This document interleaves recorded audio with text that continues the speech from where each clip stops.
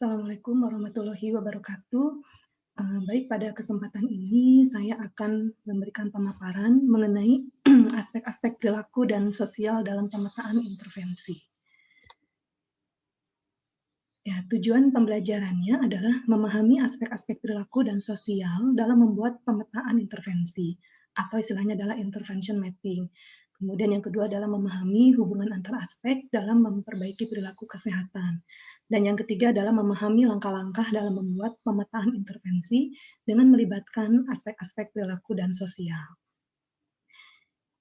Ini yang perlu diketahui terlebih dahulu bahwa tujuan dalam membuat intervention mapping ini adalah untuk membuat kerangka kerja bagi perencana program Promkes agar dapat membuat suatu keputusan yang efektif di setiap langkah intervensi, yaitu mulai dari tahapan perencanaan, kemudian pelaksanaan maupun evaluasi. Dan intervensi sendiri ini dapat dirancang untuk mengubah tidak hanya perilaku, tapi juga faktor lingkungan di mana individu itu berada yang terkait dengan kesehatan. Sehingga dalam hal ini, aspek-aspek perilaku dan sosial ini perlu terdefinisi dengan baik atau teridentifikasi dengan baik, yang diharapkan nantinya dapat memberikan impact pada intervention begitu. Nah, intervention mapping sendiri ini sebaiknya didasarkan pada pentingnya perencanaan program, yang tentu saja hal ini perlu didasarkan pada teori dan juga bukti-bukti empiris. Di samping itu juga perlu mempertimbangkan penyebab dari lingkungan sosial maupun fisik dari masalah kesehatan dan perilaku yang berisiko. Dalam hal ini dapat melibatkan masyarakat ataupun perencana program itu sendiri, baik itu pendapat maupun pengalaman-pengalamannya. Nah, dalam hal ini juga perlu dilakukan pendekatan ekologi sosial untuk perencanaan program promosi kesehatan, di mana dalam hal ini kesehatan itu dipandang sebagai fungsi individu dan lingkungan individu tersebut berada, baik itu mulai dari lingkungan keluarga, jaringan sosial, organisasi, komunitas, dan juga masyarakat. Ini yang dikatakan pendekatan ekologi sosial, sehingga dalam hal ini perilaku individu ini menjadi sebagai penentu di berbagai tingkat lingkungan tersebut. Dan fokusnya adalah melihat hubungan antara individu dengan karakteristik biologisnya, psikologis maupun perilaku dengan lingkungannya, baik itu lingkungan fisik, sosial maupun budaya. Nah, bagi seorang perencana program promosi kesehatan, ini penting sekali untuk dapat melihat hubungan antar individu dan lingkungannya. Misalnya, mekanisme dalam sistem terdapat suatu perubahan kebijakan ataupun norma sosial, tentu hal ini akan menimbulkan perubahan dalam lingkungan sosial, yang tentu saja hal ini juga dapat menimbulkan perubahan pada perilaku individu. Itu menurut teori dari Lawrence Green begitu.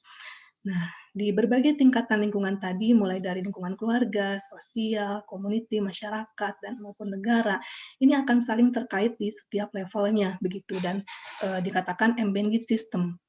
Nah, embedded system di sini artinya antar level atau tingkatan lingkungan tadi itu saling terkait satu dengan yang lainnya.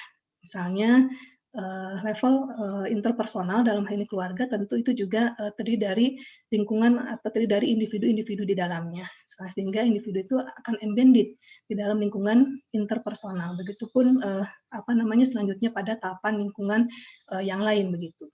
Nah, sehingga suatu program ini dapat ditujukan pada setiap tingkatan ekologi yang tentu saja akan berefek tidak hanya pada tingkat tersebut saja, namun pada semua tingkat yang embedded di dalamnya.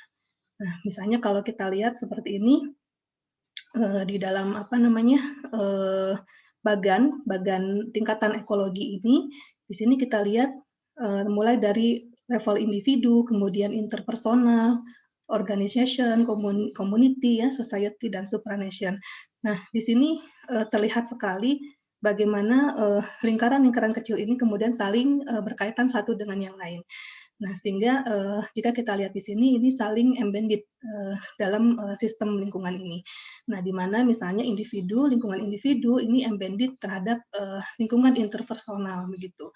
Begitupun lingkungan individu dan interpersonal ini embedded terhadap lingkungan organisasi seperti itu. Karena semua juga dari setiap level, tingkatan lingkungan ini terdiri dari individu-individu begitu, sehingga tadi dikatakan sebagai embedded system. Dan untuk program promosi kesehatan itu sendiri, itu dapat dilakukan di berbagai level, tingkatan ekologi ini begitu.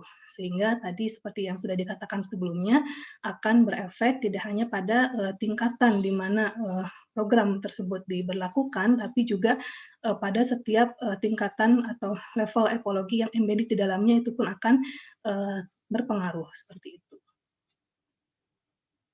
Nah, ini penting di dalam apa namanya membuat suatu intervensi di berbagai tingkatan ekologi tadi dalam hal menentukan agentnya. Agent di sini adalah pembuat keputusan ataupun role aktornya begitu.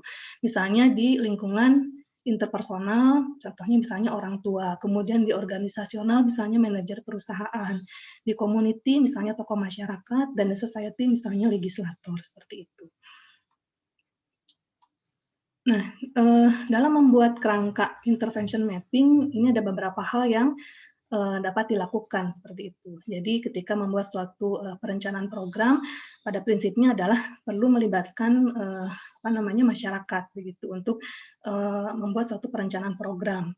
Nah, jadi tidak hanya bisa fokus dari perancang program saja, tapi juga sebaiknya dapat melibatkan masyarakat dalam hal ini yang menjadi sasaran begitu ya, sasaran tergantung di tingkat level ekologi yang mana tadi seperti yang disampaikan sebelumnya.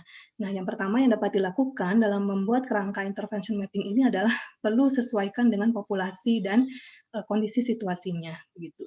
Nah, ini yang kedua, libatkan peserta, mulai dari tahapan perencanaan, kemudian pelaksanaan, dan juga evaluasi. Yang ketiga, mengintegrasikan upaya yang bertujuan untuk mengubah individu, juga lingkungannya, baik itu sosial dan fisik, komunitas maupun kebijakan. Dan hubungkan fokus peserta terkait dengan makna kesehatan dalam hidupnya dengan visi masyarakat yang lebih baik. Serta gunakan sumber daya di dalam lingkungan. Kemudian bangun kekuatan peserta dan juga komunitas.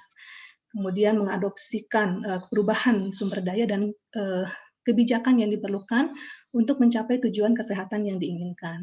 Serta persiapkan peserta untuk menjadi leader, dukung difusi inovasi, dan upaya untuk melembagakan komponen intervensi yang berhasil dan juga mereplikasikan di situasi yang lain, seperti itu. Nah, kemudian juga bagi seorang perencana program promosi kesehatan, langkah-langkah dalam membuat intervention mapping ini juga perlu diperhatikan dengan baik. Di sini ada 6 langkah, di antaranya adalah langkah pertama adalah melakukan penilaian kebutuhan atau analisis masalahnya terlebih dahulu. Kemudian membuat matriks tujuan perubahannya berdasarkan determinan perilaku dan juga kondisi lingkungannya. Artinya di sini dicoba diidentifikasi dulu tadi ya, bagaimana permasalahan yang ditemukan, baik itu dari perilaku maupun dari kondisi lingkungannya. Kemudian yang ketiga, memilih metode intervensi yang berbasis dengan teori dan strategi praktis. Yang keempat, terjemahkan metode dan strategi ke dalam program yang terorganisir. Kemudian yang kelima, merencanakan adopsi, implementasi, dan juga keberlanjutan program. Dan langkah yang terakhir adalah membuat rencana evaluasi. Nah, ini ada beberapa dari setiap langkah ini ada beberapa hal yang dapat diperhatikan. Nanti Bapak Ibu dapat memperdalam untuk memahami langkah-langkah intervensi mapping ini ya di referensi yang diberikan begitu. Nah, ini adalah referensinya yang dapat dipahami. Tadi yang saya jelaskan hanya sedikit pengantar saja untuk Bapak Ibu kemudian membaca dan memperdalam lebih lanjut hal-hal yang tadi sudah dipaparkan sebagai pengantar di awal begitu ya. Ini referensi yang dapat dibaca oleh Bapak Ibu sekalian. Baik, mungkin itu saja pengantar saya yang dapat diberikan mengenai aspek-aspek perilaku dan sosial dalam pemetaan intervensi. Terima kasih atas perhatiannya. Wassalamualaikum warahmatullahi wabarakatuh.